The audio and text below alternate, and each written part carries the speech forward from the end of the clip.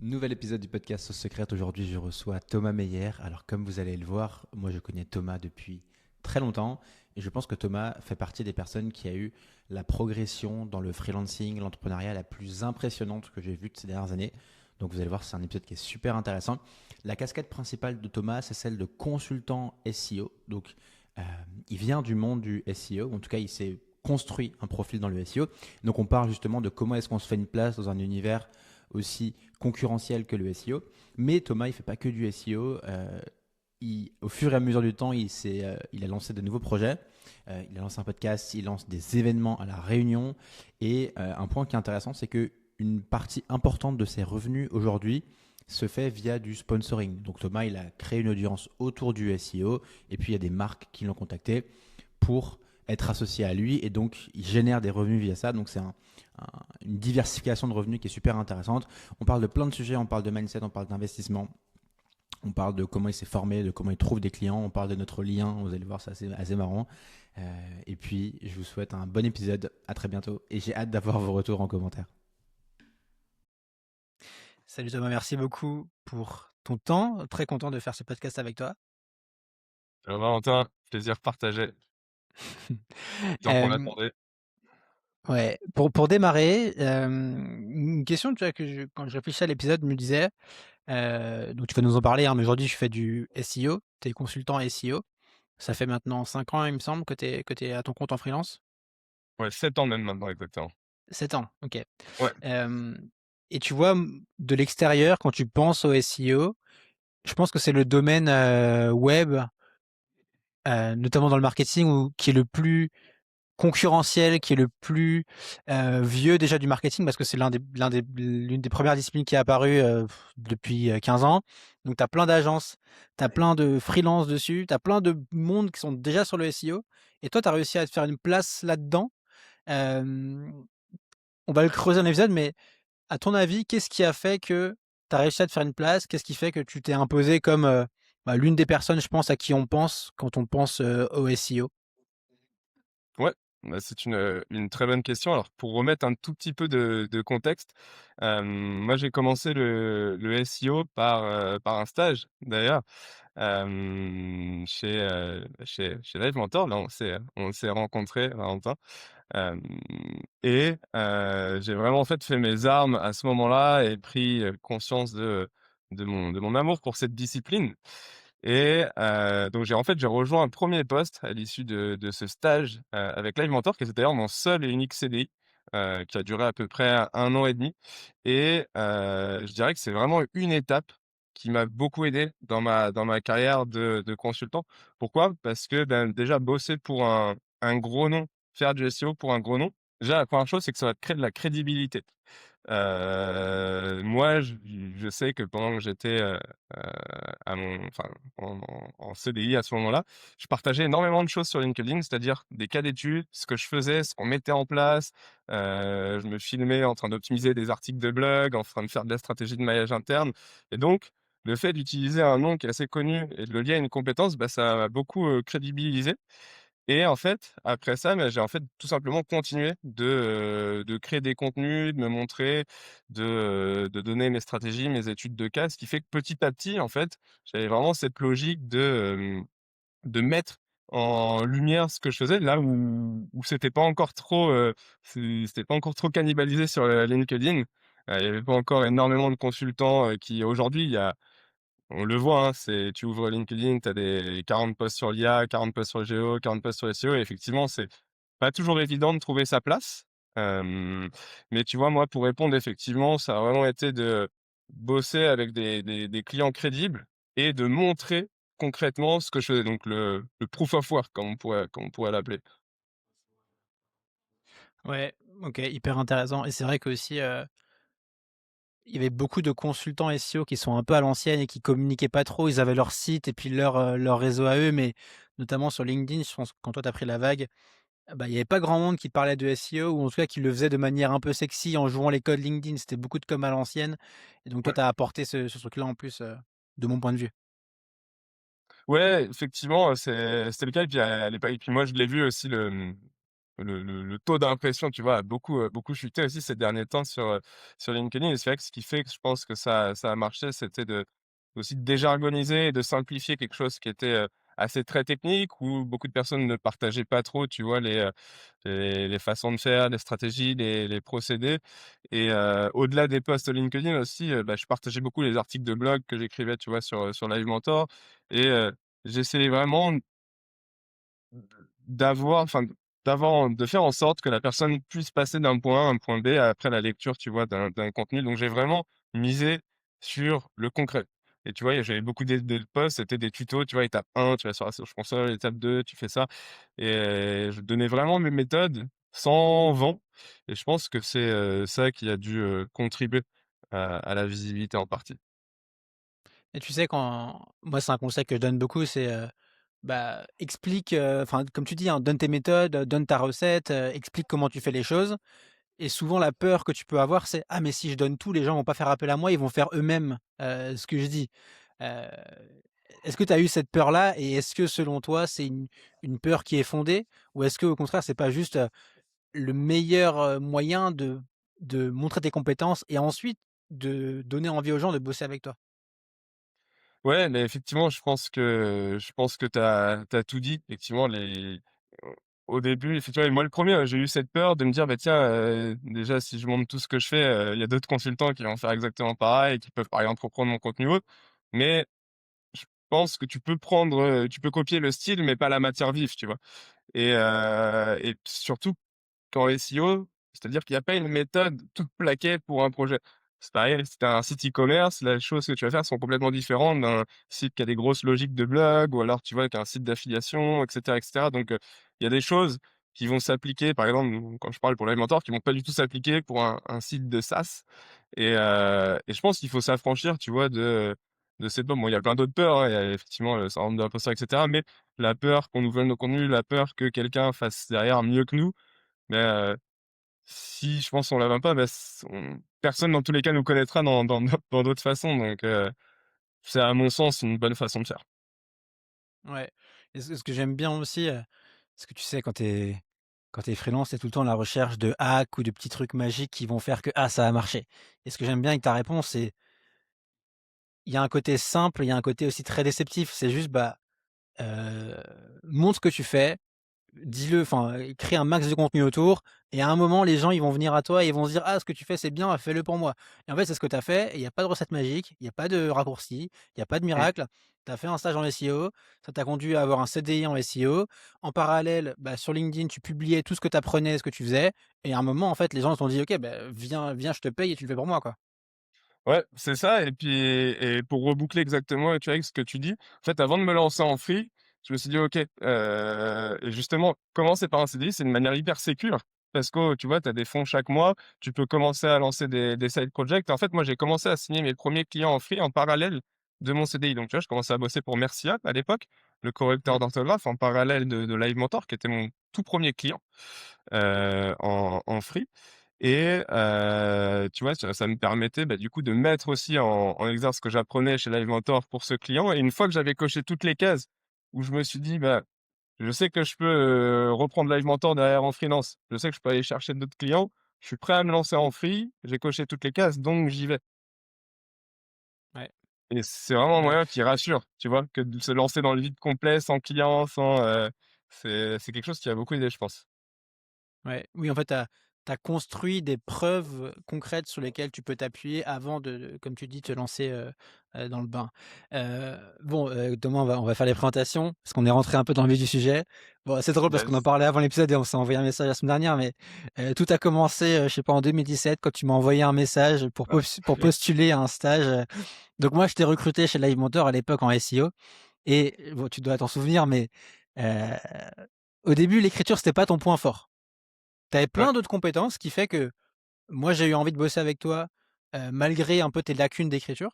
Mais, enfin, je suis assez, impressionné de voir où tu es aujourd'hui et j'ai envie qu'on parle de la dimension de comment tu as progressé en écriture et comment est-ce que tu acceptes au début de pas être bon, en fait et c'est normal et c'est le chemin naturel. et c'est pas évident d'accepter d'être mauvais au début, tu vois? Ouais. Tu te compares, tu veux aller très vite, tu veux pas perdre de temps, mais en fait, il y a pas de raccourci. Est-ce que tu peux nous démarrer donc, tu peux nous expliquer un peu ton parcours dans les grandes lignes, comment ça a démarré et ce que tu as fait depuis, déjà ce que tu as fait comme études? Parce que tu as pas fait du marketing en études? En tout cas, tu es dans un domaine un peu différent et jusqu'aujourd'hui? Ouais, donc plus au niveau du parcours ou au niveau de Du ma de parcours, ouais. l'évolution de l'écriture? Ouais, au niveau du parcours, bon, je pourrais reboucler les 2, mais effectivement, au niveau du parcours, bah, j'avais fait, tu vois, moi, un DUT Tech Deco à Aix-en-Provence, pour après, du coup, rejoindre le parcours classique, école de commerce, à Paris, qui était une école de commerce spécialisée dans le sport, Ouais. qui s'appelle toujours Amos, d'ailleurs, et on avait, du coup, un stage effectivement à faire. C'est là, on s'est rencontrés. Enfin, moi, j'avais trouvé l'offre Live Mentor et j'étais pas dans une optique, tu vois, de chercher un stage dans une grosse boîte. Moi, j'étais plus dans une optique de chercher de la start-up. Mon stage précédent, c'était chez PlayPlay et c'est marrant parce que PlayPlay et Live Mentor, c'était mes 2 premiers stages, mes 2 premiers gros stages, hein, PlayPlay 4 mois, Live Mentor 6 mois. Aujourd'hui, je bosse en freelance avec ces 2 clients. Chez PlayPlay, on était 4 quand j'ai rejoint l'aventure. Il y avait 2 stagiaires, les 2 cofounders. Et chez Live Mentor, on devait être une quinzaine, si je dis pas de bêtises, tu vois? On était assis à une table avec, bah, toi, Valentin, enfin, Kylian, Alex, Macha à l'époque, Thomas et je me souviens, La on bonne apprenait époque. énormément et c'est l'entourage qui m'a énormément aidé aussi à ce moment-là, tu vois? Je pense que le bon conseil, il peut te faire gagner 1 an de temps, bosser tous les jours à vos côtés, c'était juste une richesse assez dingue et en vous voyant faire, je voyais que, tu vois, tu avais lancé un podcast, je m'en rappelle à l'époque avec Kylian, je voyais tous faire des trucs et je me suis dit: «Beh, cette approche de créer, elle pourra pas me faire défaut, tu vois, par la suite, si je veux me lancer en free ou autre». Même si j'avais pas de projet, tu vois, de me lancer en consultant SEO, au départ, parce que je découvrais et c'est vrai que ça me plaisait. Mais, je me suis dit: «Ça ne perdra jamais» et pour rebondir à ce que tu disais, effectivement, cette crainte de créer ou autre, bah, effectivement, au début, on est pas bon, tu vois? On a cette peur et comme dans tous les domaines et moi le premier, tu vois, j'avais pas beaucoup de confiance en moi. Quand j'arrivais, tu vois, j'étais encore, en sortie d'études, tu pas trop confiance en toi. Puis plus tu avances, plus tu ajoutes des cordes à ton arc, plus tu te découvres des points, tu vois? Plus tu apprends à parler en public, plus tu apprends à bien écrire, plus tu apprends à savoir fédérer autour d'un projet. Et si tu commences pas, je pense que c'est des trucs, tu as beau lire des tonnes et des tonnes d'articles de blog sur, comment créer du bon contenu, comment le meilleur moyen d'apprendre, c'est de faire, c'est de se planter et c'est pas grave, tu vois? Je pense que, ce qui arrive devait arriver et tu as fait les bons choix, à mon sens et puis il faut juste s'affranchir, je pense, du regard de l'autre qui, moi, tu vois, j'ai une phrase qui est assez, drastique, mais je me dis: «Quand j'aurai 90 ans, peut-être en train de mourir dans un lit d'hôpital, bah, autour de moi, il y aura que ma famille et les personnes qui, un jour peut-être t'auront dit: «Ah, tu un gros naze» et encore, il y a peu de personnes qui te diront frontalement: «Ah, c'est trop nul ce que tu fais, machin», bah, le lendemain, elles auront oublié donc je pense qu'il faut réussir à se décorréler de ça et le temps est tellement court qu'y aller, tu vois? Essayer de faire ce qu'on veut. Oui, il y a une phrase que j'aime bien qui est, «Est-ce que tu es prêt à renoncer à ce projet par peur de ce qu'un vague inconnu d'internet pourrait penser de toi?» C'est ridicule, en Ouais, fait. C'est c'est ça. quand tu le formalises comme ça, tu te dis: «Mais en fait, évidemment que je vais y aller» et Mmh. heu et si tu pas content, bah, c'est pareil, en fait. Je vais pas me contraindre ou me restreindre juste pour faire plaisir à un inconnu qui ne me connaît pas et à qui je parlerai jamais de ma vie, quoi. Et qui est possiblement profondément en mal-être parce que pour aller critiquer, tu vois, du titre, bon, parfois ça peut être fondé, tu vois? Je dis pas que enfin, dans le monde des bisounours de partout, mais c'est, souvent, les mecs qui font ça régulièrement, c'est preuve d'un mal-être profond et il faut pas s'abaisser à eux. C'est une phrase qu'Alex m'a dit Alex Dana, de CEO de Live Mentor m'a souvent répété. C'est une tu dit il m'a dit: «Tu as dû en rencontrer des vrais bons, tu vois, dans ta vie et les vrais bons, bah, ils te critiqueront jamais», tu vois? Mmh. Une personne qui fait bien, un sportif de haut niveau, il critiquera jamais un débutant, tu vois? Tu seras toujours critiqué par quelqu'un qui fait moins que toi ou qui aimerait être là où tu es déjà, à mon sens. Mmh. Je termine sur le bingo citation, parce que j'en ai une autre qui me vient, c'est, «J'ai jamais j'ai jamais envié la vie de quelqu'un qui va me critiquer».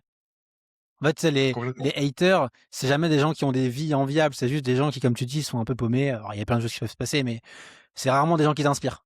Il vaut mieux aller vers cette direction-là. Donc tu fais le stage chez Live Mentor, ça dure, 6 mois. Ensuite tu enchaînes avec il s'est passé non, tu es parti après, tu es parti en Australie, il me semble. Comment, C'est ça, ton ouais. parcours, ça donnait quoi? Je suis parti en Australie effectivement à l'issue du stage de Live Mentor, donc j'étais en ouais, 1re année de master. Je pars en Australie pour finir ma deuxième année de master, du coup Donc gros changement et puis au final, je devais partir 6 mois, tu vois? Je suis resté 2 ans quasiment en Australie. En plus, c'était pendant le covid. Je voyais en fait la plupart, tu vois, de mes amis partir et j'ai pu rester en Australie parce que justement, j'avais ce poste de free chez Live Mentor et donc pour remettre du contexte, en fait, à la fin de mon stage, c'était Édouard Schulmerger à l'époque qui me recontacte et qui me dit: «Mais continuons de faire ce qu'on fait ensemble». Tu vois? C'était une petite riche, c'est du 1 000 € par mois, je crois.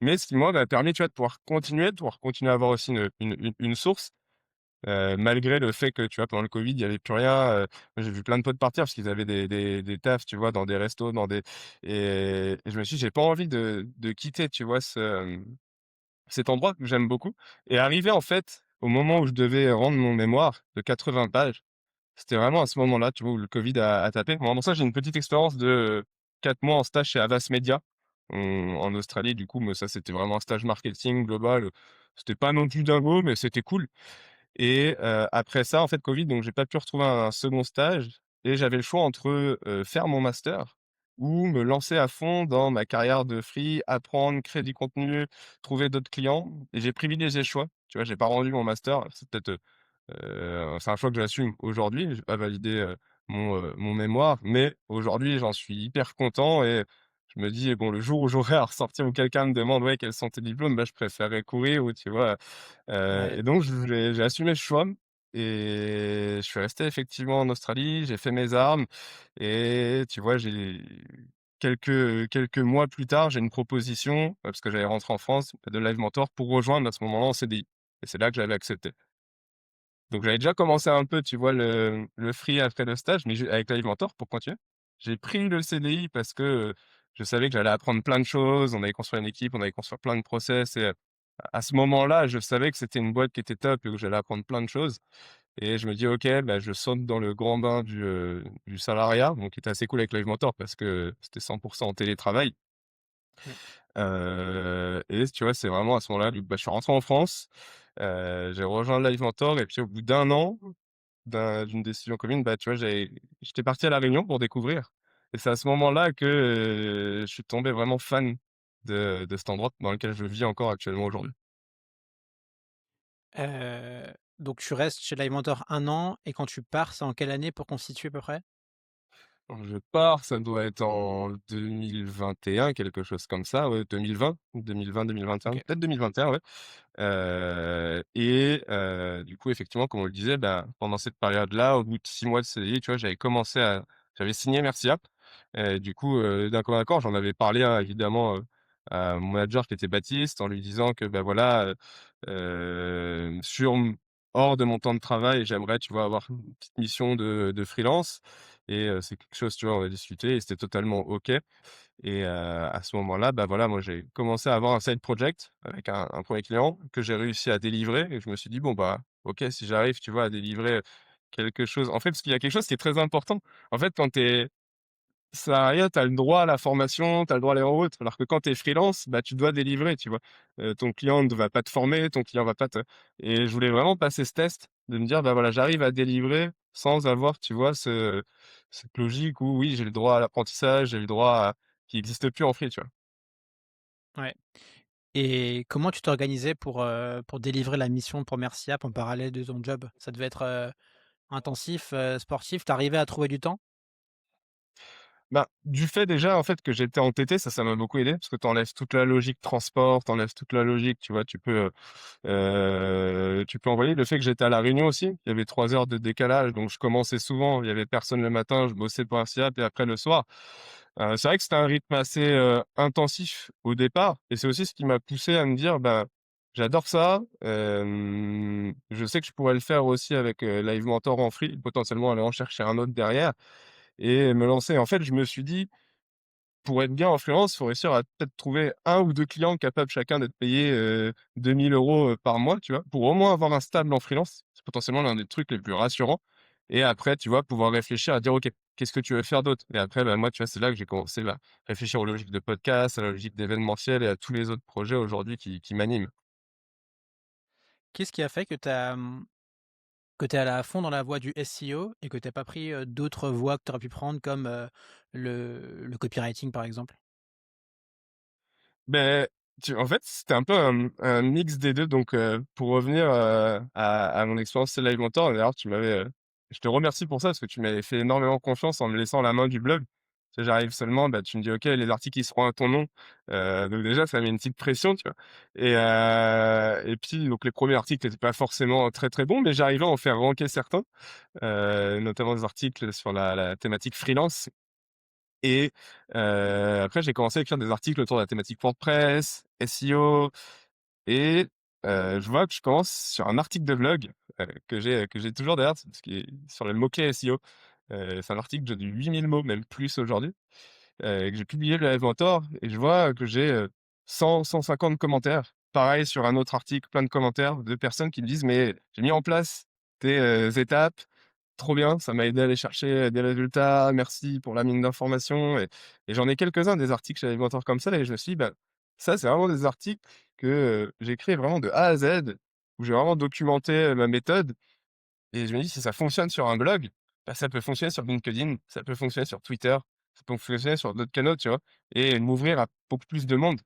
Et c'est ça qui m'a poussé. Alors ce que je faisais au départ, c'était vraiment, du classique, tu vois? J'ai créé un guide, de 8 000 mots sur les mots-clés SEO. Voici ce que tu vas apprendre dedans, commente SEO et je te l'envoie, tu vois? Je commençais beaucoup par des posts comme ça et c'est vrai que ça a fait grossir énormément, le reach à ce moment-là et puis après une fois que j'avais touché cette base, bah, là je faisais un peu de moins de posts entre guillemets, «putaclic» où tu demandes une action, où c'était vraiment du concret, de la vidéo, du partage, et c'est là que ça a commencé à prendre. Tu pas eu peur du côté un peu technique du SEO? Enfin même pas un peu, mais le SEO, ça peut être carrément technique quand tu mets le doigt dans, les sites, les backlinks, voilà, enfin il y a une dimension assez technique. Toi tu bien ça?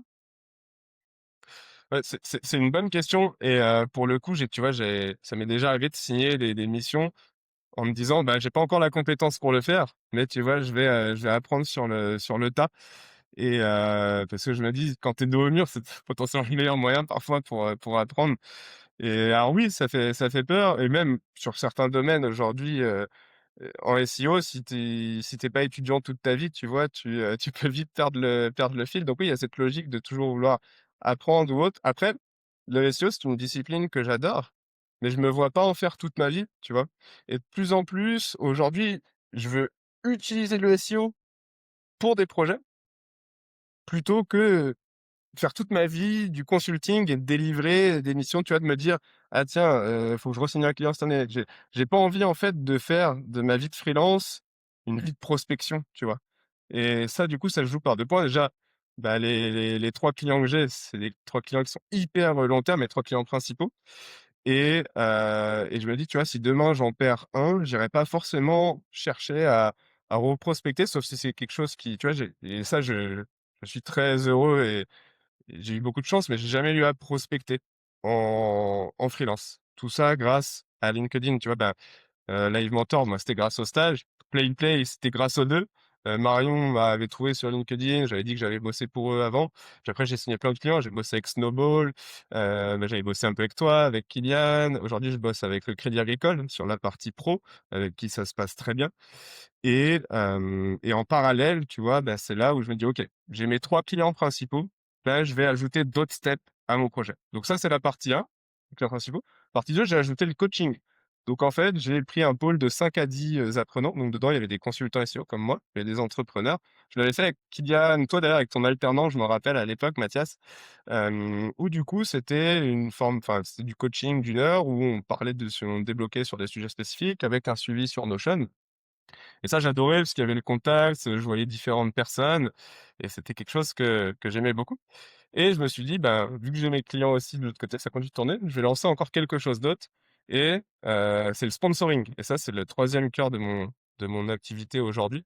En fait, il y avait des marques que j'adorais et tu vois, à l'époque, je lisais tous les contenus de Brian Dean quand j'écrivais sur le blog de Live Mentor, qui était à l'époque sponsorisé par Ahrefs, qui est une marque que j'adorais et j'ai passé peut-être tous les posts en fait que j'avais sur LinkedIn, je parlais souvent de cette marque. Souvent, souvent, souvent, je montrais comment j'utilisais et un jour, bah, le partnership manager d'Ahrefs me contacte et me dit: «Ben, c'est trop bien, ce que tu fais, essayons de faire quelque chose ensemble», tu vois? Alors, du coup, moi, derrière, j'avais construit un énorme, devis, une grosse proposition montrant tout ce que j'avais déjà fait, tout ce que j'aimerais faire, tout ce qu'on pourrait faire, d'autres formats, de la vidéo, de l'événement et cetera. Aujourd'hui, ça fait 3 ans, tu vois, que je bosse plus de 3 ans même, avec Ahrefs où je suis payé tous les mois pour mes posts sur LinkedIn avec du fixe, du coup, parce que j'aime pas, du coup, être en mode variable, parce que pour moi, c'est pas ça, mettre en avant une marque. Aujourd'hui, tous mes sponsors, c'est vraiment du fixe où je les mets en avant au max et tu vois, aujourd'hui, j'en ai 3. C'est Ahrefs, Planet Hoster, un hébergeur web canadien, et Sroo, qui est une plateforme aussi, d'optimisation de contenu SEO. Je fais une petite pause de 30 secondes dans ton épisode. Est-ce que ça t'arrive parfois d'accepter des missions pas folles juste pour payer les factures? Est-ce que tu sais qu'il faut prospecter, créer du contenu, te positionner, structurer ton activité, mais que tu repousses sans cesse? Et est-ce que tu as l'impression de devoir repartir de zéro chaque mois et de gravir une montagne qui te semble insurmontable pour ton business de freelance? Si oui, c'est certainement que tu es bloqué actuellement dans ce que j'appelle le mode freelance bricoleur. Et j'ai justement enregistré un workshop gratuit dans lequel je t'explique pourquoi la majorité des freelances restent bloqués dans le mode bricoleur, les 4 fondations invisibles qui font la différence et qui vont te permettre de construire une activité solide et rentable, et enfin comment passer concrètement du mode bricoleur au mode professionnel. Je t'ai mis le lien en description de l'épisode. Fin de la parenthèse, on reprend l'épisode. Ok, hyper intéressant, c'est effectivement un point que je voulais aborder. Donc, tu as tes prestats de consulting SEO, et donc tu as cette autre source de revenus qui est ton sponsoring. Ouais. Et ça, c'est venu effectivement de manière. Là encore, hein, tu vois, c'est quoi le secret pour avoir ça? C'est parler de ta thématique, être identifié, être visible, être actif. Tu disais, j'ai fait Mmh, plein de posts où je parle de Ahrefs. À un moment, s'ils sont pas trop cons, ils te contactent et ils te disent, bah tiens, mmh. est-ce que ça te dirait qu'on mette en place qu'on formalise un vrai partenariat, et pour toi, ça devient une vraie source de revenus qui fait que, comme tu dis, en fait, tu es diversifié, tu fais pas uniquement de la presta, tu aussi cette source-là qui fait que tu construis peut-être un actif sur le plus long terme, quoi. Ouais, et il y avait une phrase que tu m'avais dit qui m'avait beaucoup marqué d'ailleurs à ce moment-là. Tu m'avais dit, ou tu avais écrit sur ton blog, que l'influence, c'est pas un métier, c'est une conséquence. C'est la Mmh. conséquence d'un bon travail. C'est-à-dire que tu vas développer une audience à force de, publier, partager ou autre. Il y a des marques qui ont cette même audience. Tu vois, Ahrefs, leur audience, c'est des consultants SEO. Donc on partage la même audience.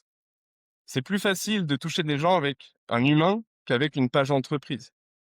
Et donc, c'est une conséquence, tu vois? Je suis pas devenu, alors j'aime pas le terme influenceur SEO, mais je suis pas devenu Ouais. créateur de contenu sponsorisé par Ahrefs parce que, tu vois, j'ai fait une propale, j'aimais bien l'outil et parce qu'aussi, tu vois, je voulais pas faire la girouette, tu vois? Je voulais pas passer du jour au lendemain à SEMrush, puis à Noscan, puis à je me suis dit: «Moi, j'aime bien rester vraiment» et puis c'est même pour ton audience, de pas passer, Mmh. tu vois, pour quelqu'un qui recommande un outil un jour et le lendemain son concurrent.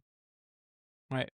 Ouais, ouais. Non, mais c'est clair que tu vois, c'est pareil même pour le chiffre d'affaires que tu génères. C'est pas un truc que tu peux décréter, mais c'est une conséquence du travail que tu vas bien faire. C'est une conséquence de ton contenu, éventuellement de ta prospection, de tes offres et de ce que tu vas bien délivrer. Et si tu fais tout ça bien, à un moment, tu auras le chiffre d'affaires. Et c'est pareil en fait. Le fait que tu as un deal de sponsoring, c'est parce que tu t'es concentré sur être pertinent, faire de la qualité, être identifié dans une thématique, dans ta petite niche de SEO. Et à un moment, ça fait que tu deviens visible là-dedans et que donc en fait, on veut bosser avec toi, et que les marques te contactent, quoi. Donc, je trouve c'est un super exemple. Ouais, et c'est ça, et puis Heu, tu vois, c'est peut-être la partie de dire que j'ai dû créer, 2-3 ans de contenu sans demander un rond, tu vois? À Href, et pourtant je l'ai mentionné dans chaque post et je me dis: «Bah, c'est peut-être le meilleur moyen». Tu trouves des marques que tu aimes bien, tu essayes d'en parler, mais dans tous les domaines, hein. J'ai été contacté, par des boîtes dans la finance parce qu'une fois j'avais fait un post sur, comment bien gérer, ta trésor en tant que, tu vois, en tant que freelance, donc d'avoir du compte titre, en crypto et cetera et cetera, et une boîte, tu vois, qui m'a contacté, pareil pour les mettre en avant, et en fait, pareil, voilà, c'est une conséquence de tu dis, il y a un domaine que tu aimes bien, identifie 3-4 boîtes que tu aimes bien dans ce domaine, parle-en à un moment dans tes contenus qui marchent bien et puis peut-être qu'un jour ils vont te contacter ou alors envoie-leur ces posts, fais-leur une proposition, montre que tu as des impressions, de l'engagement, des personnes qui s'y intéressent et montrer que tu as une audience qui est pertinente par rapport à la leur. mmh, ouais. Comment, on a effleuré le sujet, mais ça m'intéresse qu'on en reparle, c'est, comment est-ce que toi tu as progressé en écriture? Est-ce que tu arrives à voir les éléments importants qui fait que tu as passé des caps?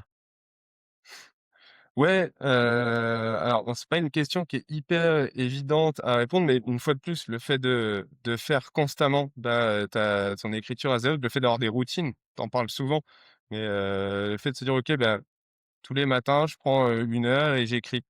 Je commence même ma journée par ça, tu vois? J'écris, je crée mes contenus, j'essaye de m'améliorer et ce que j'essayais aussi de beaucoup de faire, c'était de déjargoniser au max et de simplifier au maximum, les choses. Tu vois? Et pour moi, une bonne phrase de, 10 mots en vaut, un argumentaire de 10 000. Donc c'est vraiment essayer de moi, mon gros truc, c'était vraiment j'en disais trop, tu vois? Je faisais un post, il y avait, 4 idées différentes et tout et de me dire: «Bah, Ouais. simplifie les choses». Des fois, on veut trop en dire, mais c'est ça, en fait, moi, je voulais trop en dire et me dire: «En fait, un post, une idée, boum, simple» et c'est là Mmh. que ça a commencé à mieux marcher. Mmh. Et puis effectivement, comme tu dis, publier encore et encore et Mmh, un truc que, tu vois aujourd'hui, mine de rien, moi je viens du format article de blog et c'est un format qui est quand même beaucoup moins utilisé, qui est moins lu. Tu vois, les gens vont plus aller sur LinkedIn ou des formats plus courts ou de la vidéo. Malgré tout, tu vois, je pense que l'un des grands bénéfices du format article, et tu me diras si tu es d'accord, c'est que c'est plus dur d'écrire un article que d'écrire un post LinkedIn. C'est plus exigeant, c'est plus long, il faut davantage se creuser la tête, tu vas passer davantage de temps à écrire, à faire tes recherches et donc ça, une fois que tu passes le cap de «j'ai écrit beaucoup d'articles», tout le reste c'est beaucoup plus simple, c'est beaucoup plus ouais, facile et tu as l'impression que faire un post LinkedIn, bah oui, c'est facile, 200 mots, je te l'ai fait en 20 mmh. minutes. Tu es d'accord Ouais, avec ça? je suis complètement d'accord et j'ai commencé par la rédaction. Tu vois, sur le blog de Live Mentor, j'ai regardé la dernière fois, j'ai fait plus de 200 articles sur le Mmh, blog de Live et j'ai commencé par l'écriture active blog. Pareil que Merci App, j'ai écrit plein d'articles. La plupart de mes clients en collective work, j'avais fait plein d'articles pour eux aussi. Et j'ai commencé aussi par l'article de blog. Enfin, j'ai écrit d'abord sur le blog et après sur, LinkedIn. Et ce qui est cool aussi de l'approche blog, c'est que tu peux, partir en mode pyramide de contenu. C'est-à-dire que d'un article de blog, tu peux faire un post LinkedIn, un post Twitter, une infographie, en refaire un autre, une vidéo et cetera. Et c'est vraiment de partir en mode pyramide de contenu. ouais. Mais tu vois, moi, tu vois le point que j'ai, je le vois, hein, c'est, bah, maintenant qu'il y a l'IA, tu as envie d'avoir des raccourcis pour créer plus vite du contenu. Mmh, Mais en fait, le risque, c'est que tu saches jamais vraiment tout, comment faire les choses par toi-même et tu squeezes toute l'étape qui est, bah, d'abord j'apprends, d'abord je m'arrache les cheveux, d'abord je me casse les dents mmh, à faire mon article et en fait, c'est nul et après c'est un peu moins nul et en fait, c'est ça qui fait que au bout de quelques dizaines d'articles, tu commences à avoir confiance en toi. Mais si tu fais pas ça et si tu passes directement avec l'IA, j'ai peur il te manque un truc. D'ailleurs, c'est même pas j'ai peur, hein, c'est prouvé, hein, tu crées moins de connexions neuronales et tu apprends réellement, tu pas réellement à faire les choses, en fait. Donc ouais, il faut s'imposer cette discipline de: «Je fais les choses par moi-même et après j'utilise, l'IA». complètement. Et comme tu dis, c'est quelque chose qui peut être même dangereux aujourd'hui parce que surtout à notre époque, tu vois, je pense qu'on voit tous les raccourcis qui sont possibles, tu vois, l'IA, l'automatisation, la crypto, et cetera et on se dit: «On va prendre des raccourcis, on va aller plus vite, mais c'est le meilleur moyen de se brouiller les ailes derrière», tu vois? Parce que pour moi, il y a rien de plus efficace qu'être assis derrière un bureau, avancer tous les jours, mettre en place des routines, améliorer. Au début, tu es pas bon, mais à force de faire, bah, tu vas effectivement devenir bon et tu vas t'affranchir de ça et pour moi, effectivement, faut l'utiliser comme tu dis très bien, une fois que tu as compris, bah, comment tu vas parler à l'humain, comment le comprendre, parce que l'IA, moi je le vois au quotidien, il hallucine sur plein de points et si je l'utilisais les yeux fermés, ça serait pas pertinent. Aujourd'hui, est-ce que tu peux juste nous dire, je tu me disais que tu as pas vraiment d'offre type et que tu fais beaucoup de sur-mesure pour tes clients. Tu peux juste nous expliquer, grosso modo, tu vois, une prestation que tu délivres, à quoi ça ressemble? Est-ce que tu fais la stratégie, tu fais la recherche de mots-clés, tu fais la partie écriture? Une mission type, tu vois, à quoi ça ressemble? Ouais, bah, une fois de plus, effectivement, ça va beaucoup dépendre des clients. Je peux en prendre 2. Par exemple, pour prendre l'exemple de Live Mentor et l'exemple PlayPlay. Typiquement, chez Live Mentor, bah, il y a pas de head of SEO encore aujourd'hui. Donc en fait, je continue à grosso modo de faire ce que je faisais un petit peu quand j'étais en CDI.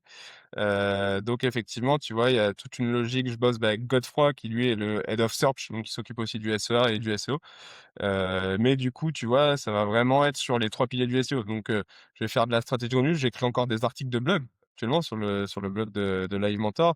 Je vais faire du netlinking, je vais faire, beaucoup de taf sur la technique aussi.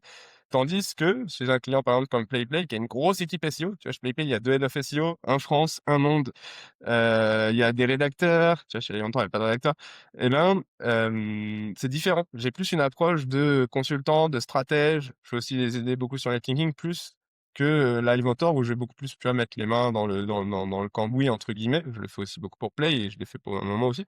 Mais tu vois, quand tu as une équipe qui est structurée ou autre, bah, ton regard et ton rôle est différent.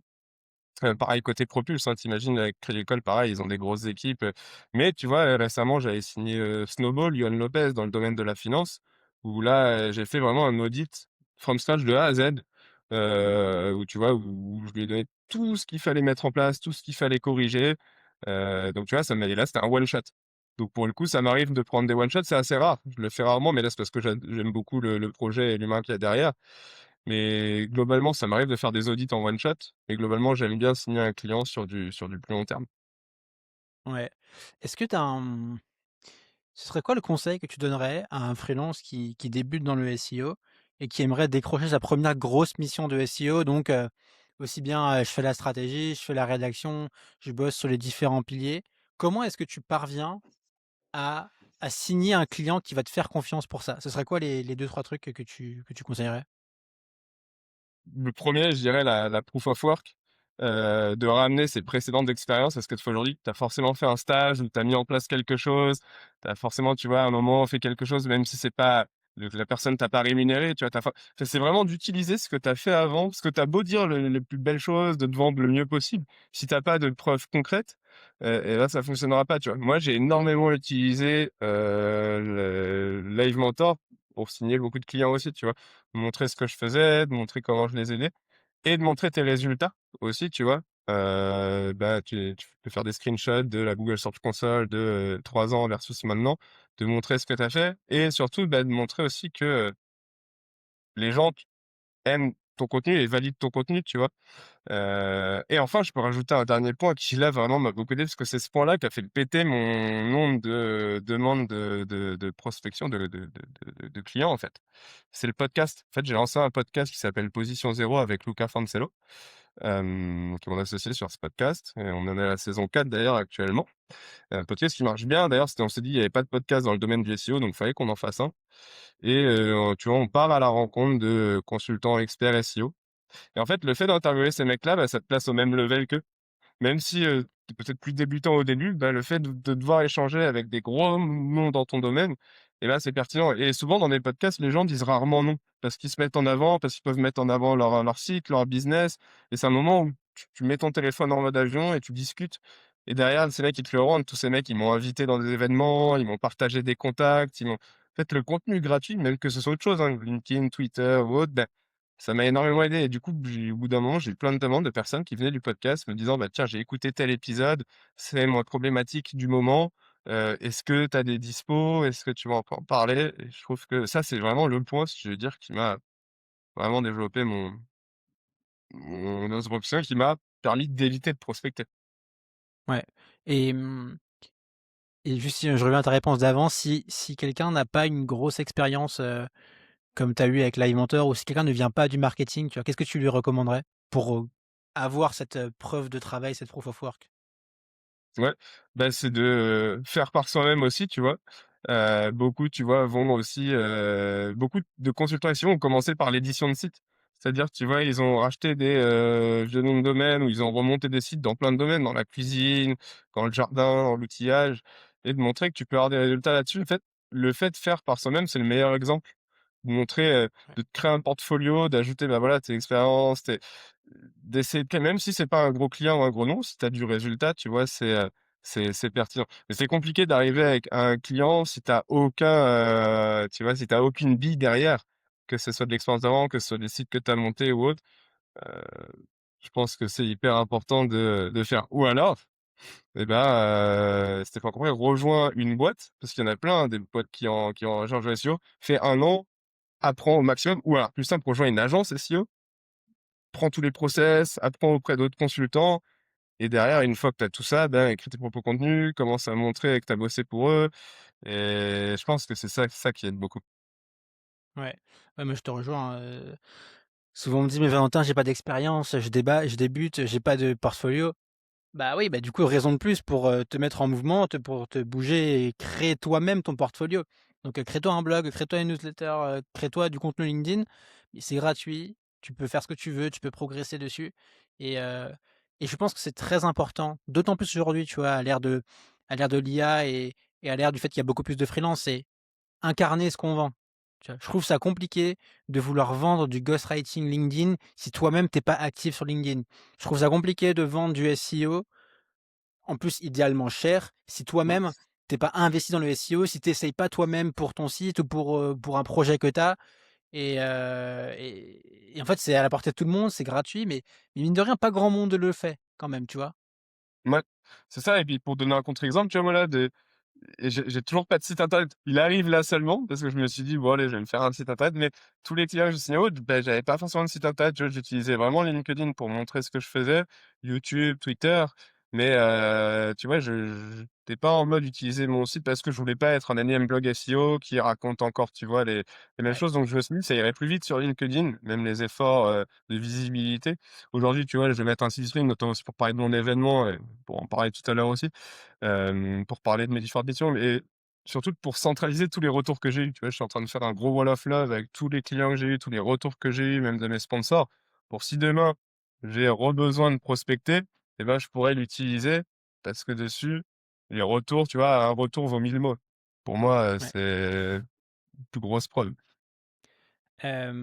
Tu disais donc que tu pas eu à prospecter pour l'instant, c'est-à-dire que tu as beaucoup tourné via tes expériences et ton contenu LinkedIn.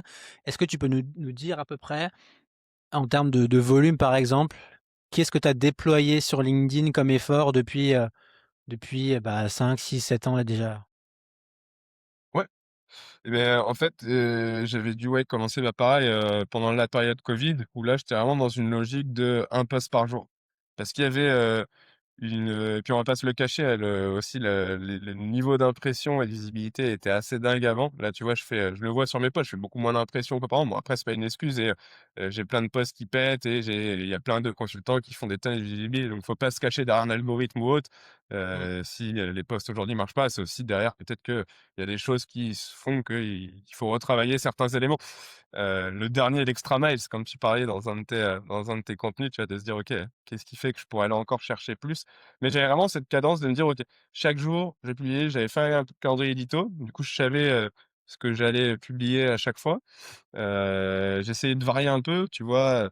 Je faisais, des posts concrets, je faisais des études de cas, je faisais un peu des posts, un peu drôles où je, définissais en donnant des histoires. J'avais plein de types de formats différents, et ce qui fait, tu vois, que ça, je pense qu'au bout d'un moment, tu vois ce qui prend, tu vois ce qui prend pas, et donc tu arrives à voir aussi, à te dire: «OK, bah, pour mon audience, c'est ça qui fonctionne», donc mais encore une fois, le seul moyen, c'est de faire, mais j'avais vraiment ce gros rythme de publication.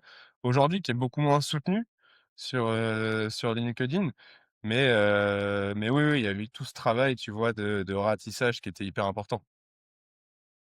Ouais, là encore, tu vois, pas de secret, pas de raccourci, mais effectivement, tous les invités que j'ai, il y a cette première phase où t'as pas vraiment d'autre choix que de publier beaucoup et de faire du volume et de te montrer pour exister, en fait. Et une fois que tu as passé le cap de: «J'ai beaucoup publié, j'ai trouvé mes quelques premiers clients, je fais du chiffre d'affaires, je commence à comprendre ce que je fais», là, je pense que tu peux te permettre de ralentir le rythme et te dire: «Bah, Ouais. tiens, je vais passer de un post par jour à un post tous Mmh. les 2 jours, tous les 3 jours et vu que j'ai des clients, vu que j'ai déjà acquis un début de légitimité, c'est OK». Mais Ouais. je pense que tu as besoin de passer par cette phase, volume. Ouais, et tu vois, moi, on me vendait beaucoup, ouais, bah, tu te lances en free pour être plus tranquille et tout, et en fait, c'est un mensonge complet parce que tu quittes un job et Mmh. ton nouveau patron, c'est ta to-do list. t'as aucun cadre. Faut que tu deviennes bon en finance, en marketing, en vente, en écriture et comme je te dis, t'as pas le droit à la formation, t'as pas le droit et du coup, on me disait tout le temps: «Ouais, du coup, t'as beaucoup plus de temps et tout», mais j'avais l'impression de travailler beaucoup plus, 2 fois plus, 3 fois plus en free. On me parlait de slow freelancing, de machin, mais je croyais pas à ça, tu vois? Je me dis: «Mais comment tu peux, faire, 15 heures par semaine quand tu débutes? C'est pas possible», tu vois? Et donc ouais, il y a forcément ce truc où tu es obligé de passer à te mettre derrière ton bureau, à avancer, à ajouter des arcs et à comme tout le monde, on n'est pas bon au départ, puis on devient bon, mais faut pas faire miroiter des choses comme quoi, tu vois, le freelancing est quelque chose et toi-même, tu le sais, tu es au courant aussi. Bah, enfin, tu vois, ça me fait, enfin, je valide ce que tu dis, hein, et tu le sais, mais c'est vrai qu'il y a toute cette trend du slow freelancing et moi, je suis un peu comme toi, je comprends pas comment c'est possible, en fait. Je dis Mmh. pas qu'il faut se tuer à la tâche, c'est pas ça le sujet. Mais si ton sujet, c'est dès le départ, ta réflexion, c'est: «Ah, je dois travailler que 2 à 3 jours par semaine», c'est Ouais, difficile parce qu'au début, tu sais pas ce que tu fais, personne te connaît, tu pas, tu jamais rien peut vendu, ça demande du taf pour, émerger, pour exister et donc ouais, tu es encore un exemple de ça. C'est que, bah, au début, bah, il faut bosser, il faut charbonner et une fois que tu commences à comprendre ce que tu fais, tu peux peut-être éventuellement lever le pied et quoique, c'est même pas le cas parce qu'après il y a un autre truc qui rentre en jeu, c'est que tu commences à vraiment aimer ce que tu fais et je vais pas dire que ça c'est pas du travail parce que c'est pas vrai, mais en fait, bah, c'est un kiff de monter des projets, d'accompagner des clients, de facturer des chiffres d'affaires, de réfléchir à faire d'autres trucs et mmh. mais moi, enfin, c'est un peu comme toi, ça fait maintenant, 6 ans, 7 ans que j'entreprends. Je bosse beaucoup et ça me va, tu vois? C'est fine. Je cherche pas à bosser moins, quoi.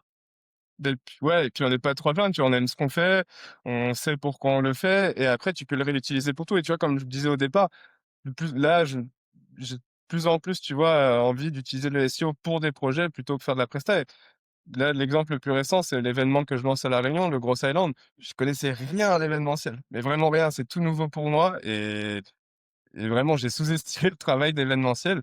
Tu vois, on a fait une première saison 1, on a réussi à accueillir 250 entrepreneurs sur l'île de La Réunion, à trouver des sponsors, et à faire une belle première édition et en fait, ben, pareil, si tu vois, tu te lances pas, si tu essayes pas de faire les choses, ben, ça ne prendra pas et pour moi, c'est du temps long. Le podcast, pareil, on l'a teasé 6 mois à l'avance, ce qu'on allait faire, les formats pour que ça prenne, tu vois, pour me faire monter la sauce. Et aujourd'hui, bah, tu vois, on arrive à avoir des sponsors comme le Blast Club d'Anthony Bourbon, comme la Bank Shine sur cet événement, où on fait rentrer du 400 entrepreneurs. Tu vois, on a des gros speakers qui viennent de partout dans le monde et Trop bien. construit une équipe autour de ça. Là, c'est la première fois que je bosse avec une équipe. J'ai toujours été tout seul et je trouve que c'est la beauté de l'entrepreneuriat parce que jamais je pensais que j'allais faire des événements à un moment de ma vie en commençant en tant que consultation, ni un podcast. Et là, tu vois, j'ai des projets physiques aussi avec des potes à La Réunion, beaucoup de projets d'investissement parce que c'est un truc que j'adore et c'est juste un truc qui est tellement beau et qui est tellement permis par l'entrepreneuriat donc je regrette et c'est l'un des conseils que je dirais, cette période, oui, qui est un peu des dure au début, où tu te fais un peu de mal, où tu dois travailler, mais qui est nécessaire, mais derrière, elle va te permettre, de faire plein de belles choses. Ouais. Bon, j'espère pouvoir venir, à tes événements prochainement à La Réunion. Ce serait magnifique. Hem, Alors super là-bas. non, mais c'est trop bien et alors du coup, tu as parlé de ton podcast, parle-nous-en un petit peu, est-ce que c'était quoi l'intention? Est-ce que tu l'as pensé dès le départ en te disant: «Il faut que ça me génère des clients»? Ou est-ce que tu l'as pensé en te disant: «C'est une brique média que je vais créer, qui va me donner de la visibilité et qui va pouvoir permettre d'avoir plein de projets et je sais aussi que si ce média, il prend bien, je vais pouvoir en faire une source de revenus». C'était quoi l'intention dès le départ? Ouais, c'est ça. Bah, l'intention, est simple, j'ai pris mon téléphone, j'ai appelé Lucas, je lui ai dit: «Mec, il y a pas de podcast dans le domaine du SEO». Enfin, il y en avait qui parlaient des SEO, mais pas complètement dédiés au SEO. Est-ce qu'on lancerait pas quelque chose 100% dédié? On part à la rencontre des SEO et on se donne un format, on se dit: «Vas-y, saison 1, on part à la rencontre des directeurs SEO, saison 2 des consultants SEO, saison 3 des créateurs qui utilisent le SEO» et on s'est dit: «Ça va nous permettre de rencontrer un max de monde et ça va nous permettre d'ajouter un média qui va nous permettre de de trouver des clients, de parler de nous, de parler de ce qu'on fait et surtout de se créer un gros réseau». Parce qu'on a réussi à avoir, tu vois, des gros noms SEO. Hem donc ça, c'était la première étape, d'ajouter un brick média. Mais on s'est dit: «On veut pas que ça devienne un gouffre financier, en fait, ce podcast», parce que la première saison, nous, on l'a fait en tournée, tu vois? C'était pas du visio, c'était dans un studio où les gens venaient, où il y avait une équipe de caméramans et cetera. Donc on s'est dit: «OK, on va le teaser 6 mois à l'avance». L'idée, les invités, ce qu'on va mettre en place. On faisait des jeux concours, des devinettes, des invités, des machins.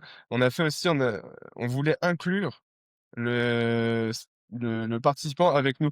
Donc on a créé en fait un format où tu te fais auditer ton site en direct pour créer une logique de on parle beaucoup de storytelling et cetera, mais pas assez de storytelling, pas assez de vivre l'expérience avec toi et donc on s'est dit: «On va vraiment essayer de créer quelque chose de différent», déjà pour marquer, le game, dire: «OK, le SEO et maintenant», tu vois, les gens quand ils pensent souvent à podcast SEO, bah, ils pensent à position zéro et donc on a vraiment utilisé ça, ouais, pour, utiliser une brique média et après, si «Mais attends, mais ce truc-là, pareil que les posts LinkedIn, on peut le sponsoriser. Pareil, on partage des audiences de plein de marques et en fait, c'était assez drôle parce qu'à cette époque-là, je parlais beaucoup avec une boîte qui s'appelle Paper Club, qui est une plateforme de netlinking et en fait, on leur a vendu le projet. Ils ont kiffé et ils ont dit: «Bah, vas-y, on vous sponsorise toute la saison», donc à hauteur de 12 000 €, tu vois? Ils ont tout sponsorisé et nous, c'était top parce que du coup, ça a couvert toute crème. D'une part, de tournage, de machin, parce qu'on s'est dit: «On veut marquer le coup, on veut faire un truc visuel, on peut faire avec une roulette du SEO alors c'est pas besoin de commencer comme ça, hein, mais on s'est dit, Mmh. «Allons marquer le coup» et on s'est dit: «Il y aura forcément, voilà, une boîte qui partage cette audience» et derrière, ils étaient hyper satisfaits et tu vois, sur la saison 2, on s'est dit: «OK, une vidéo, un sponsor» et sur la saison 2, on a eu des sponsors comme NordVPN, tu vois? Pourtant, c'est pas du tout du SEO, mais pareil, je leur ai vendu le truc en mode: «On n'est pas Squeezie, on n'a pas une audience de, 10 000 000 d'abonnés». Par contre, ce qu'on a, c'est une audience très qualifiée de directeurs SEO, de directeurs marketing qui ont des équipes qui achètent en gros, souvent, et c'est des mecs qui bossent, qui sont tu vois, c'est pas des ados de 16 ans qui regardent les vidéos et c'est comme ça qu'on les a chopés et je pense qu'avec la bonne approche, tu peux choper n'importe qui. Mmh. C'est une phrase de j'ai l'impression que c'était une grosse phrase de séducteur, des années 2000 mais Non, mais ce mais que tu vois, ce que j'aime bien, ce que tu illustres aussi et c'est un point commun de tous les invités, c'est que en fait, tu es constamment entre guillemets «sur l'offensive» et tu es audacieux, tu vois? Tu vas chercher des choses, tu vas faire des projets, tu vas faire des rencontres, tu vas étendre ton réseau, tu vas créer des events et c'est un truc, tu vois, ce que je veux dire, ça va peut-être, sembler bullshit ou de l'extérieur me dire: «Ah ouais, mais OK, d'accord». Mais tu sais, l'argent, il est là, faut aller le chercher, quoi. Et il y a plein de mmh, gens qui sont ravis de te filer plein d'argent. Mais si tu comprends leurs besoins et si tu comprends ce que tu peux leur apporter. Et c'est un peu ce que tu fais, tu vois? C'est tu crées des actifs, tu crées des assets, tu crées des audiences, tu crées des contenus, tu crées des rencontres qui donnent envie aux marques d'aller, s'associer avec toi et tu vas les voir et tu leur piches le truc et tu essaies de te demander: «Comment est-ce que ce que moi je fais, ça peut les intéresser? Comment est-ce que je personnalise mon approche par rapport à eux?» Et quand tu fais bien ça, en fait, les gens veulent te donner de l'argent, quoi. ouais et pour autant, je suis loin d'être le meilleur consultant SEO, tu vois? Luca aussi, on fait beaucoup moins de prestats aujourd'hui et Luca a un outil aussi aujourd'hui et tu vois, il y a plein de consultants qui sont peut-être meilleurs que nous, il y a plein d'agences aussi qui ont des process, des machins et tout, mais tout le monde a sa place et il y a tellement de projets, tellement de et aujourd'hui, tu vois, il y a même des SEO qui spécialisent. Tu as des SEO qui sont spécialisés dans l'e-commerce, tu as des SEO qui sont spécialisés dans l'automatisation, tu as des SEO qui sont spécialisés dans le netlinking et donc l'idée, c'est aussi c'est de se surspécialiser. C'est, tu vois, tu arrives, tu as le SEO, c'est peut-être gros, mais OK. Je fais du SEO technique pour les sites e-commerce. En fait, plus tu vas être ultra spécialisé, plus les gens vont se dire: «Ah tiens, c'est lui qu'il faut.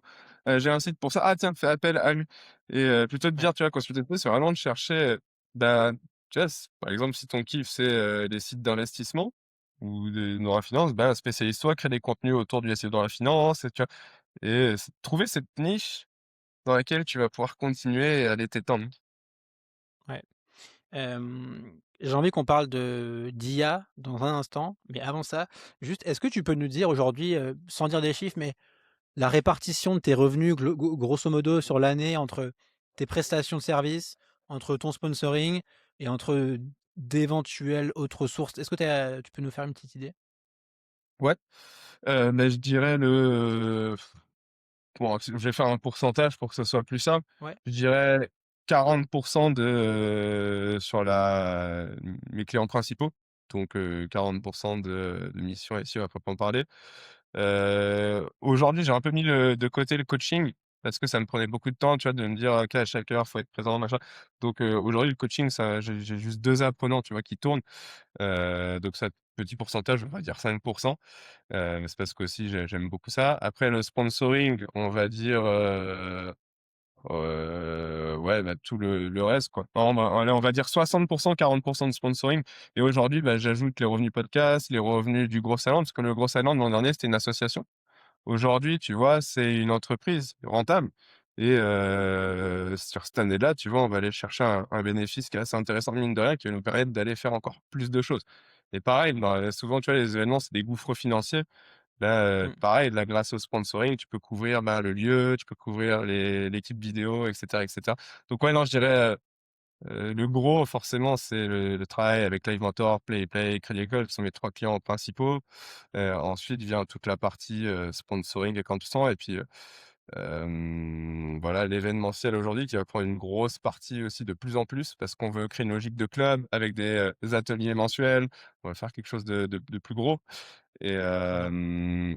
donc ça, tu vois, c'est vraiment quelque chose qui m'intéresse et puis derrière aussi, comprendre comment bien investir ton argent pour la faire tourner. Parce que tu es freelance, tu as une trésorerie, mais bon, si tu fais rien avec cette trésorerie, bah, travaille pas et c'est bête. Mmh. Ouais.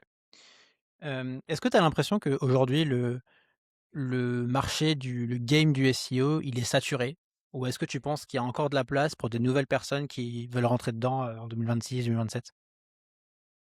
Je pense pas qu'il soit saturé, je pense qu'il sera jamais, parce que même, aujourd'hui à l'ère de l'IA, le meilleur conseil qu'on puisse donner, c'est de continuer de faire ce que tu fais en SEO.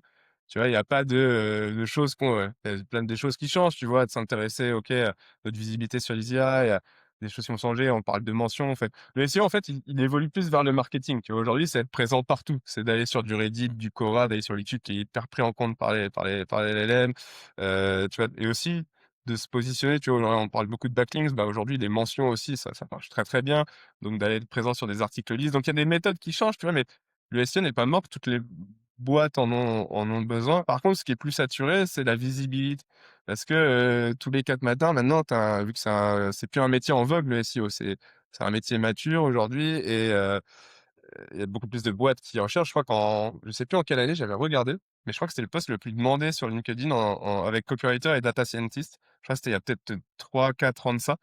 Donc la demande, elle est là, tu vois?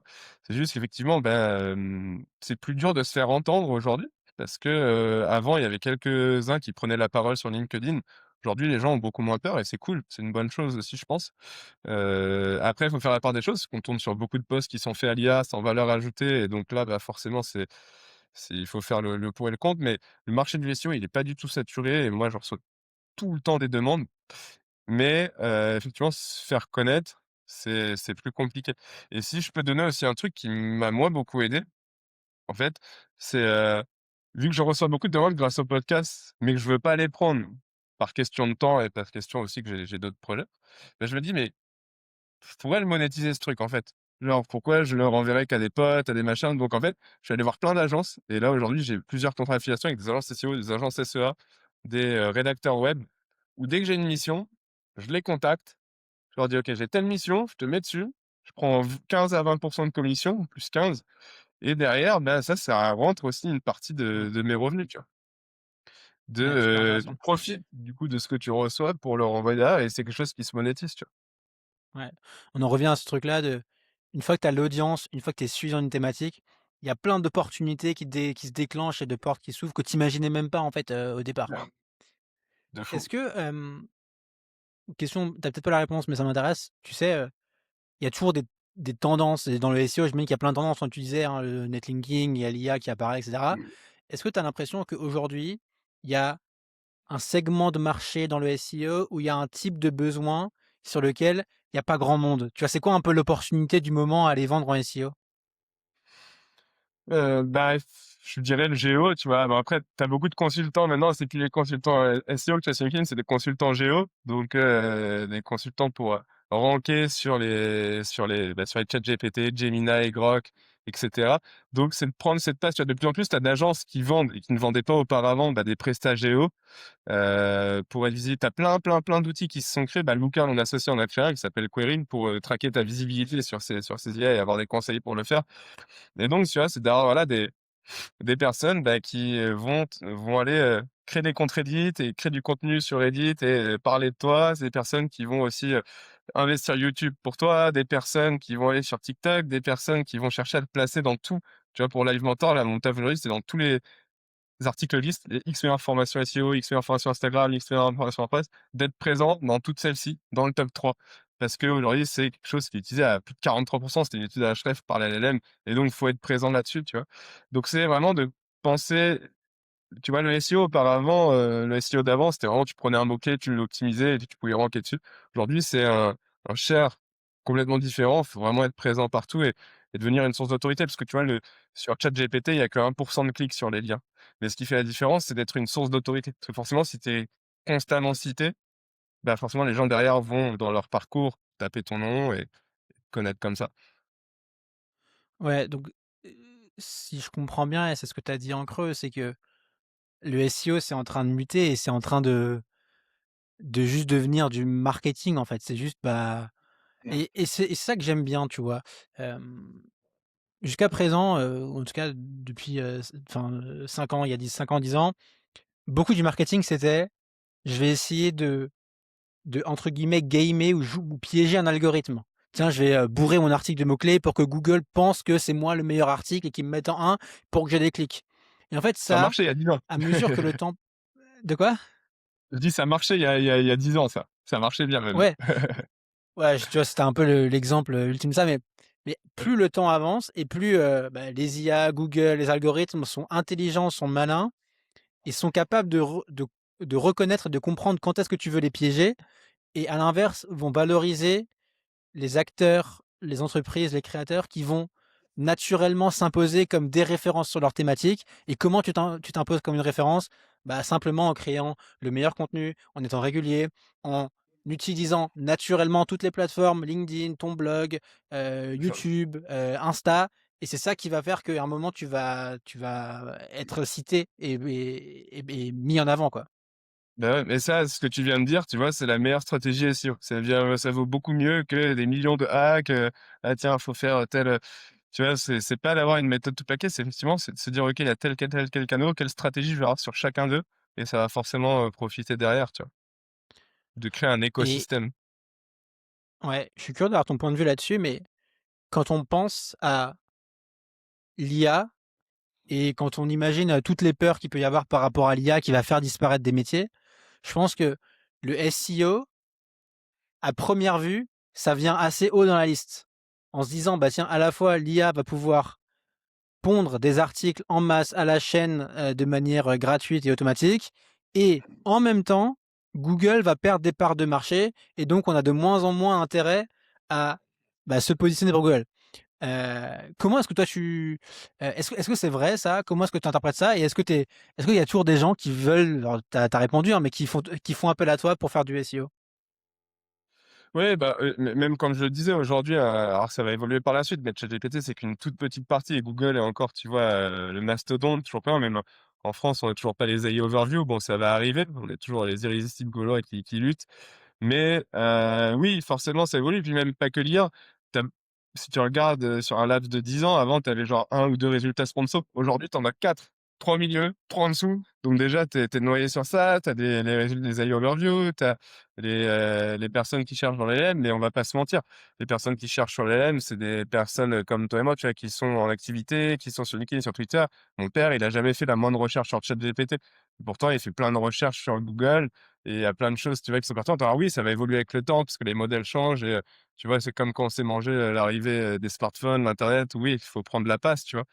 Mais le meilleur conseil qu'on puisse donner, c'est de continuer ton travail SEO parce que tout travail SEO, d'aller te placer sur des liens, enfin sur des articles pertinents, ça fonctionnera, d'aller continuer de créer du contenu, et même Mmh. le fait d'aller chercher plus de cadence, bah, ça va pousser les moteurs à revenir chez toi. Pareil, ça va enrichir les corpus des AI et tu vois, il y a pas de, pour moi, le SEO est pas mort, juste il s'y évolue et effectivement, comme tu l'as très bien dit, il se transforme de plus en plus en logique marketing. Ouais et est-ce que, paradoxalement, en fait, bah, plus il y a d'IA et plus, tu as intérêt à créer du contenu sur ton site pour montrer à l'IA que tu es legit et qu'en fait, c'est toi la vraie source de Bah de confiance, de trust et qu'il faut venir chez toi, en fait? en fait, ouais, l'IA, on touche le tranchant parce qu'on se dit que ça va nous faire gagner beaucoup de temps et tout, mais en fait, c'est comme internet, tu vois? Au bout d'un moment, les premiers qui ont utilisé internet, c'était un avantage concurrentiel fort. Aujourd'hui, c'est plus un avantage concurrentiel parce qu'on sait tous à peu près utiliser l'IA, on sait il y a plein d'outils qui se font et donc c'est plus un avantage concurrentiel, c'est une globalité.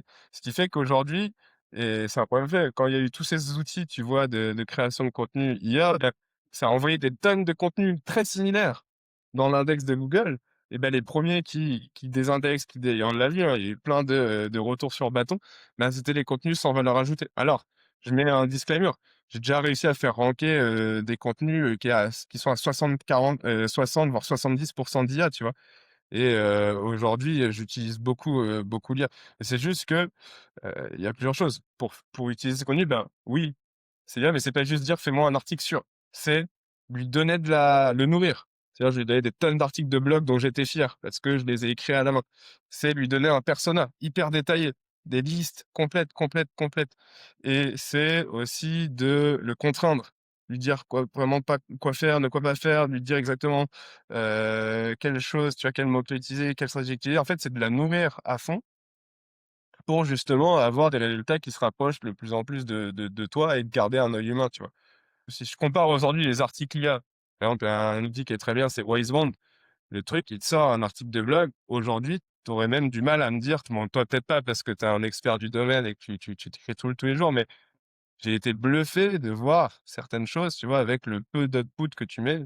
Ça évoluera, mais peut-être que dans 10 ans, il écrira mieux que les humains, tu vois? C'est fort probable. Mais c'est juste qu'il y a Et, pas en fait, pour moi, il y a pas de bons IA, il y a que des mauvais il y a pas de mauvais IA, il y a que des mauvais professeurs. C'est vraiment l'humain qui est derrière qui fait que ça marchera. et est-ce que depuis que, que l'IA est là, les demandes de tes clients ont évolué? Pas tant pis quand même, mine de rien, bah, avec mes clients principaux, tu vois, avec Elementor, ben, on voit qu'on remonte bien sur, Gemini et GPTO, donc on se dit: «Bah, il y a un créneau à prendre», tu vois? Donc pareil, tu vois, là, on va potentiellement réinvestir davantage YouTube. On va mettre en place vraiment, bah, cette logique, je te disais, d'être présent dans tous les tops, de faire aussi beaucoup plus d'articles corporate, de say it like it is, comme on le dit. C'est-à-dire, bah, par exemple, pourquoi Live Mentor est la meilleure formation pour freelance? Qui sont les profils types de la formation Live Mentor? En fait, c'est d'arriver avant, qu'on pense à ton produit. Tu vois, par exemple, je suis freelance, je galère à trouver des clients, quelles sont les étapes à mettre en place? C'est d'arriver à ce que l'IA cite Live Mentor à ce moment-là, tu vois? Et donc c'est de Mmh. couvrir toutes ces étapes en amont, donc créer plus de contenu, plus de FAQ, plus de contenu corporate, et plus d'articles comparatifs aussi. Live Mentor versus que ce soit sur ton site ou sur les autres sites. Parce que ça, c'est vraiment des choses qui sont énormément utilisées par les corpus des IA et plus on va les nourrir avec le bon contenu, bien plus on a de chances, tu vois, d'apparaître. Donc c'est pas uniquement sur ton site que ça joue, si c'est beaucoup sur les autres contenus et tu vois, avant personne parlait de Reddit et de Quora par exemple, aujourd'hui, bah, il y a des mecs qui ont des employés qui font que ça. Ouais, OK. Hem, Tu parlais d'investissement et de l'importance d'investir ta trésorerie en tant que freelance. Qu'est-ce que toi tu regardes? Qu'est-ce que tu aimerais faire? Qu'est-ce que tu as commencé à faire de ce point de vue? Ouais, bah, commencer assez simple, tu vois? C'est de se dire que, bah, aujourd'hui, oui, il y a une inflation de 3 de se dire que, il y a plein de livrets qui sont un peu nuls, tu vois? Les livrets A, les trucs et de te dire que, bah, ta trésorerie en freelance, bah, c'est bête, mais elle évoluera pas, tu vois? Si elle reste telle quelle et c'est de se dire que, en compte pro, quand tu as un compte pro, ben, il y a plein de choses qui sont aussi fiscalement intéressantes. Donc d'un point de vue perso, les basiques, hein, déjà, commencer à remplir ton PEA parce que c'est une enveloppe qui est fiscalement avantageuse quand tu es indépendant.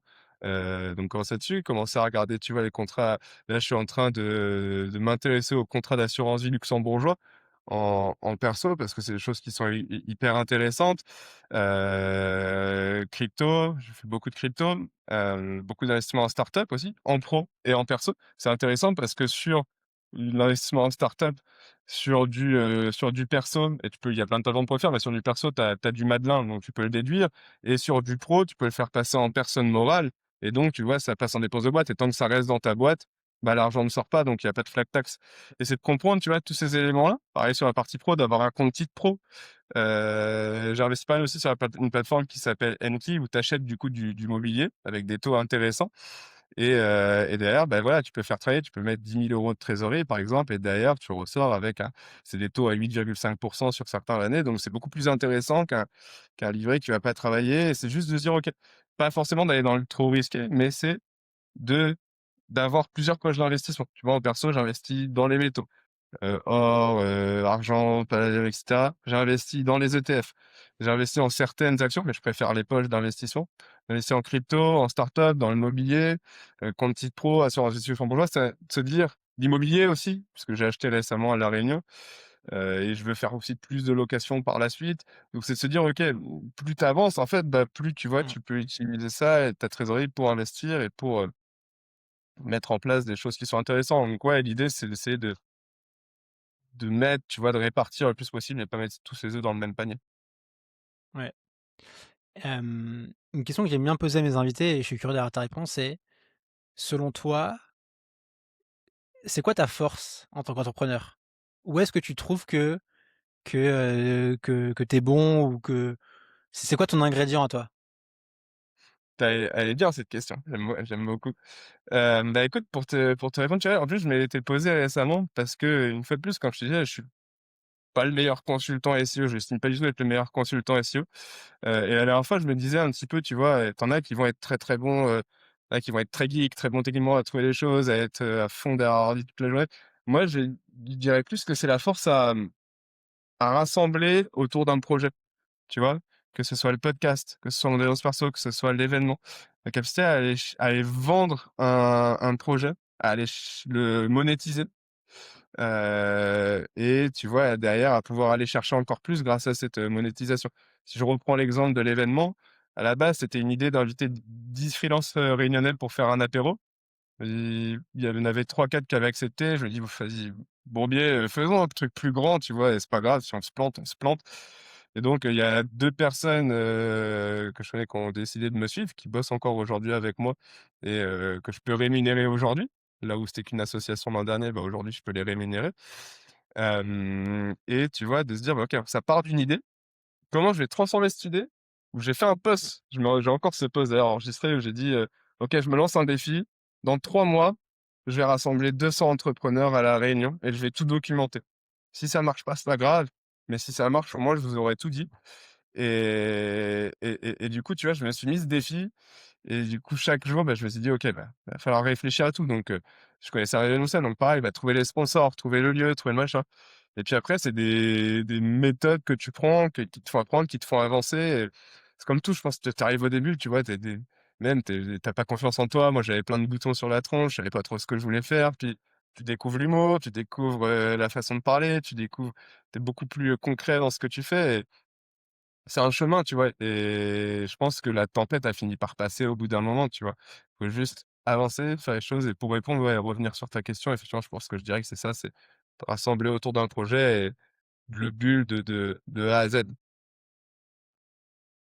Ouais et l'un des trucs, tu vois, quand je t'écoute parler et je vois tout ce que tu fais, tout ce que tu crées, je me rends d'autant plus compte et tu en as parlé tout à l'heure, c'est à quel point est-ce que Live Mentor, quand on bossait ensemble, c'était un terreau fertile pour juste faire plein, plein, plein de projets tout le temps. Tu vois, il y avait, toi, Kylian, Alex, moi sur la même table, 4 personnes, à l'époque, tu vois, tu étais un peu enfin tu t'imprégnais de ça et je pense que pour te montrer que les gens, ils sont pas plus intelligents que toi, les gens, ils sont pas plus forts que toi, les gens, ils ont Mmh. pas compris un truc que tu as pas compris. C'est juste qu'ils osent faire des choses et si tu oses faire assez de choses, assez souvent, assez, et que tu oses «te tromper» entre guillemets, à un moment, mécaniquement, il y a des trucs qui vont marcher.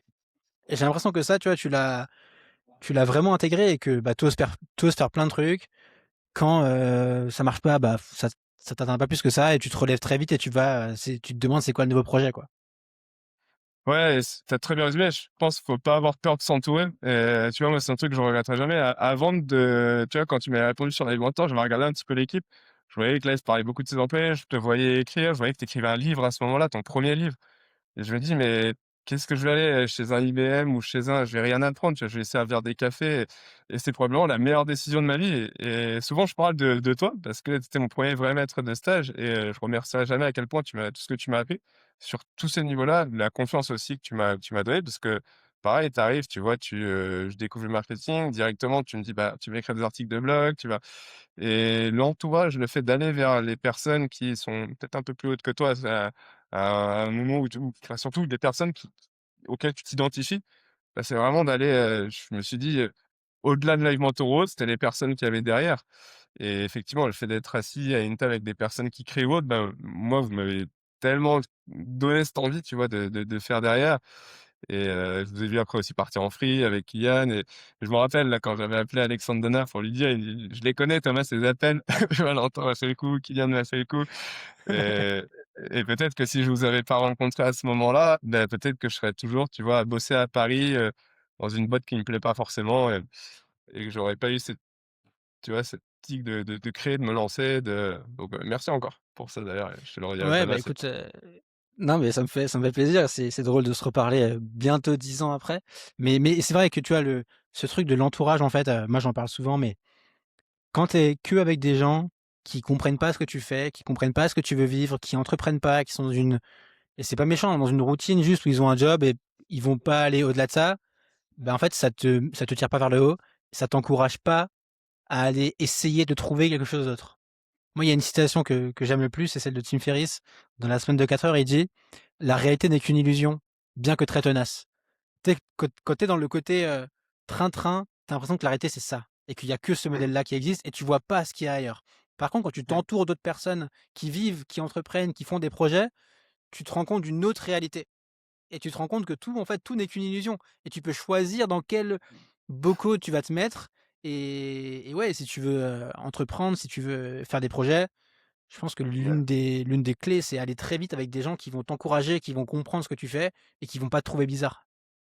Ouais, mais je suis 100 d'accord et tu vois, on a toujours à se chercher des problèmes ou autre, mais le problème, c'est un biais cognitif qui est 100 humain. De se dire: «Ah tiens, merde, si, on pense trop à ce qui va arriver après», tu vois? Et de plus en plus maintenant, j'essaie de me dire: «Bah, il arrivera ce qu'il arrivera». Je pense que j'ai pris la bonne décision, à ce moment donné.